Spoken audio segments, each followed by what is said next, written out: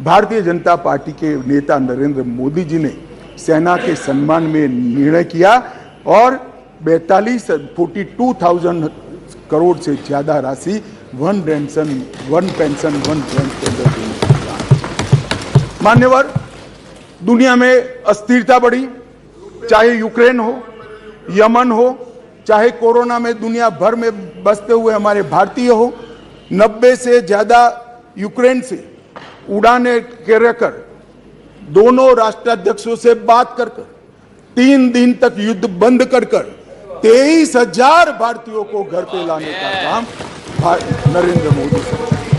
Operation राहत 5,000 भारतीय और 2,000 विदेशी नागरिकों को वहां से यमन से निकाला और 2 लाख उड़ानों के माध्यम से 2.97 लाख मतलब 3 करोड़ करीब यात्रियों को सकुशल कोरोना के वक्त वंदे भारत मिशन के तहत वापस लाया। मान्यवर, चीन की सीमा पर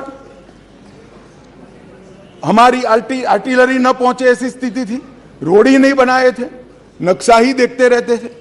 नरेंद्र मोदी जी और राजनाथ जी की टुकड़ी ने सीमा के अंतिम गांव तक भारत के प्रथम गांव में रोड पहुंचाने का, वाइब्रेंट विलेज के माध्यम से गांव खाली न हो इसकी चिंता मान्यवर नरेंद्र मोदी जी ने की।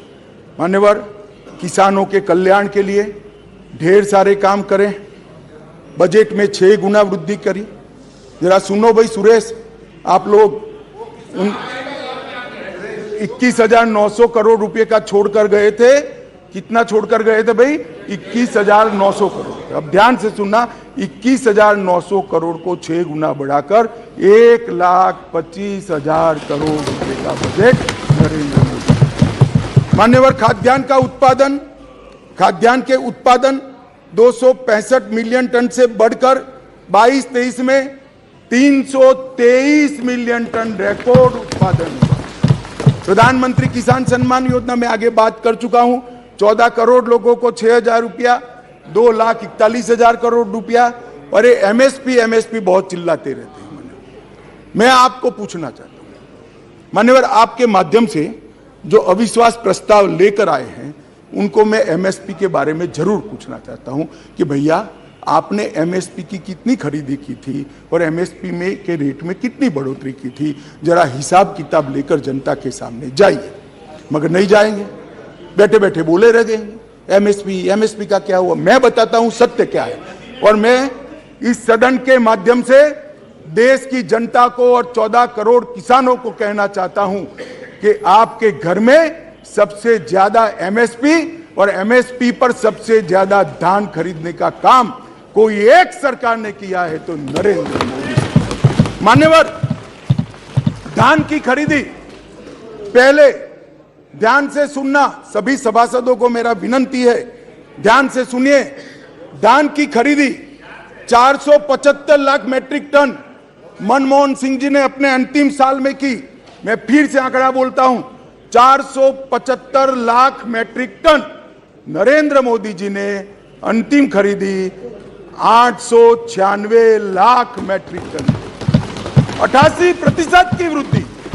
मान्यवर, और लाभार्थी किसान पहले 76 लाख थे, अब 1,31,00,000 लाभार्थी किसान। मान्यवर, गेहूं की खरीदी एमएसपी पर खरीदी, इसके अंदर मनमोहन सिंह जी और इनकी यूपीए की सरकार 251 लाख मैट्रिक टन छोड़कर गए थे, 251 लाख मैट्रिक टन। अब नरेंद्र मोदी जी ने 251 लाख मैट्रिक टन से बढ़ाकर 433 लाख मैट्रिक टन पहुंचाने। और पहले गेहूं 20 लाख किसानों का खरीदा जाता था, अब गेहूं 43 लाख 43 लाख किसानों का खरीदा जाता है। मान्यवर, मोदी जी ने कहा कि किसानों की आय 2 गुनी करेंगे। हमारा मखौल उड़ाते थे, अभी भी उड़ाते हैं, शायद 5 साल बाद भी उड़ाएंगे। समझ नहीं पड़ी है। मान्यवर, हम कहते थे कि हम किसानों का आय 2 गुना करेंगे, हमारा मजाक उड़ाया जाता। अब मैं बताता हूं मान्यवर, मोदी जी ने निर्णय कर दिया कि किसान की आय से मतलब खर्च से, लागत से 50% कम से कम एमएसपी रखेंगे। ये बहुत बड़ा ऐतिहासिक किसान हिस्से निर्णय है। मान्यवर, धान की एमएसपी जो 1310, मैं फिर से एक बार ध्यान आकृष्ट करना चाहूंगा, मनमोहन सिंह जी, यूपीए सरकार, जिनको हम पर अविश्वास है, वो यूपीए सरकार धान की एमएसपी 1310 छोड़कर गई। कम खरीदते थे मगर रेट 1310 था, हमने ज्यादा खरीदा और उसके दाम को भी 1310 से बढ़ाकर 2040 कर दिया। मान्यवर, गेहूं 2013-14 में 1400 रुपया एमएसपी छोड़कर गए थे डॉक्टर मनमोहन सिंह, यूपीए, और आज 2013-14 में 1400 से बढ़कर 2125 रुपया एमएसपी का मिला।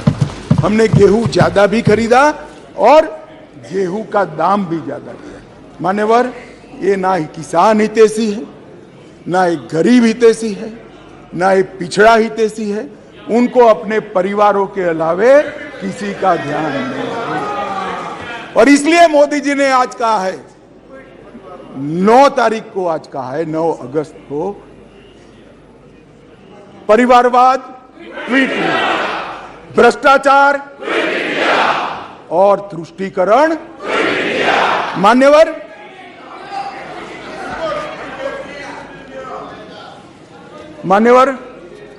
मैं देश की आंतरिक सुरक्षा के प्रति आपका ध्यान आकृष्ट करना चाहता हूं।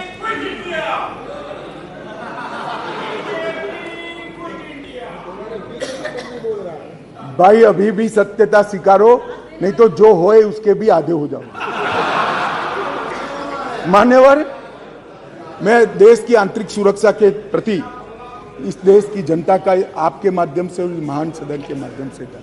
मान्यवर, पीएफआई कई सालों से देश को तोड़ने की, देश की जनसांख्यिकी बदलने की और देश के अंदर आतंकवाद के बीज बोने का काम कर रही थी। एक ही दिन में सितंबर 22 में 15 राज्यों में 90 से ज्यादा स्थानों पर रेड कर पीएफआई पर बैन लगाकर जेल की सलाखों के पीछे डाल दिया। मान्यवर, देश भर में पीएफआई को हमने बैन किया। दुनिया भर में भागे हुए गुनहगारों को आज वापिस लिया जाता है। एनआईए के 9 घनघोर आतंकवादी कृत्य करने वाले लोगों को दुनिया भर से चून उठाकर हम वापिस लाए और 6 राज्यों की पुलिस को भी उनको वापिस लाए।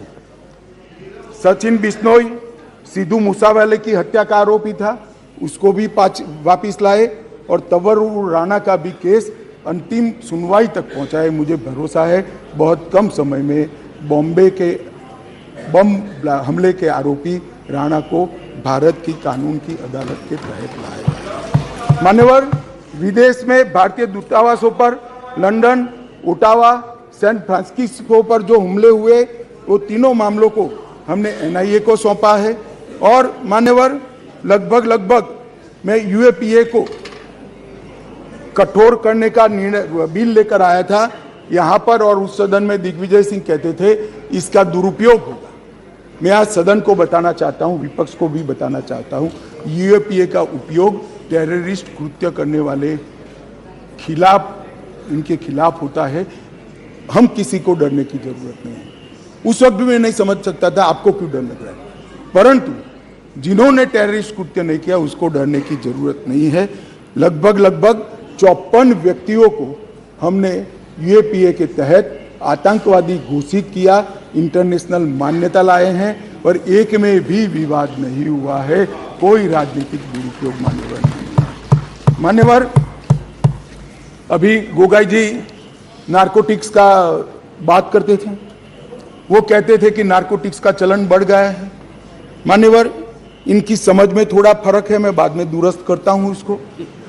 मान्यवर, मोदी जी ने 2014 से गृह मंत्रालय के अधीन, पहले श्रीमान राजनाथ जी थे, अब मैं गृह मंत्री के रूप में काम कर रहा हूं, नारकोटिक्स पर 0 टॉलरेंस की नीति को हमने अपनाया। एनकोड 2019 में बनाया गया, फिर इसको 4 स्तरीय किया गया।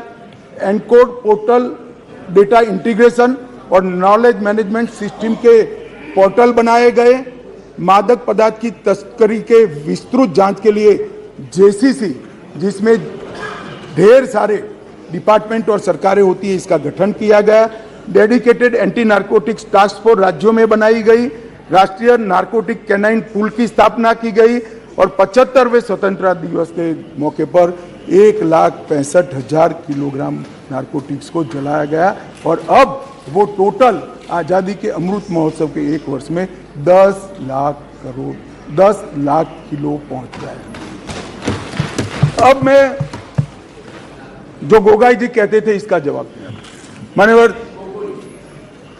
मान्यवर आंकड़े किसी की शर्म नहीं रखते, आंकड़े बेशर्म होते हैं और आंकड़े हमारे कामों से खड़े होते हैं। आंकड़ों को बाद में बदला भी नहीं जा सकता।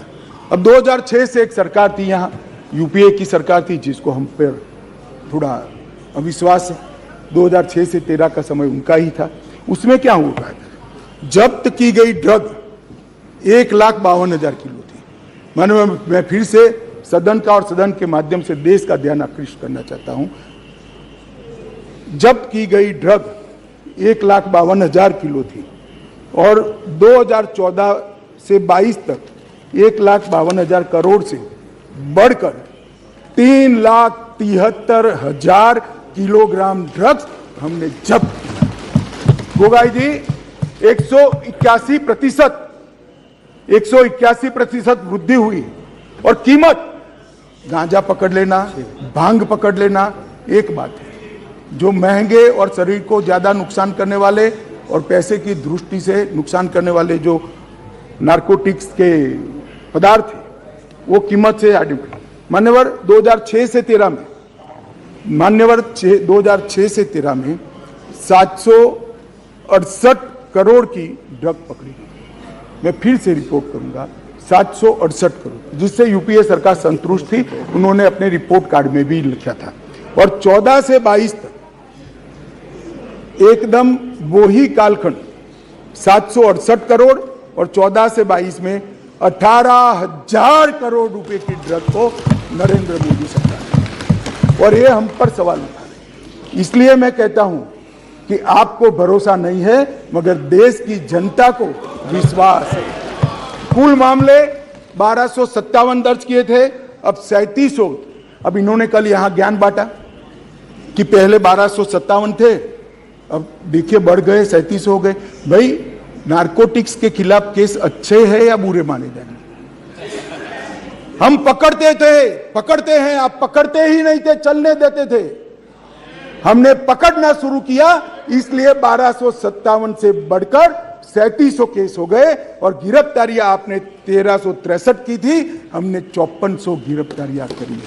मान्यवर टोल फ्री नंबर भी करा।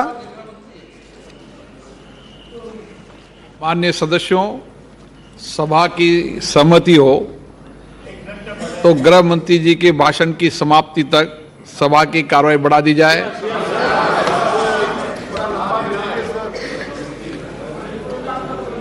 मान्यवर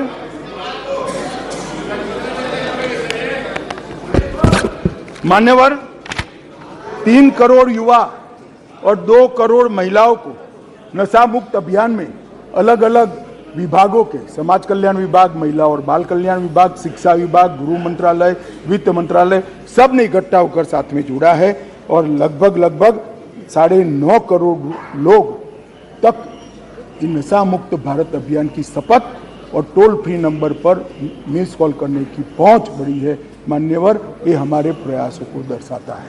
इसलिए मैं कहता हूं कि भले आपको विश्वास हो, देश की जनता को विश्वास है। मान्यवर, इस देश की आंतरिक सलामती की दृष्टि से 3 बड़े हॉटस्पॉट माने जाते थे। एक कश्मीर, एक वामपंथी उग्रवाद का क्षेत्र और तीसरा नॉर्थ ईस्ट। और सालों तक कांग्रेस की सरकार रही, ये चलता रहा। आज मैं स्पष्ट रूप से सदन में कहना चाहता हूं कि कश्मीर की समस्या वोट बैंक की राजनीति और समस्या से आंख मूंदना था। कश्मीर की समस्या सरकारों का ढूलमुल रवैया था। कश्मीर के अंदर 2014 से हमारी नीतियों में परिवर्तन आया मैं फिर से एक बार कहना आऊंगा, मान्यवर, मैं फिर से एक बार कह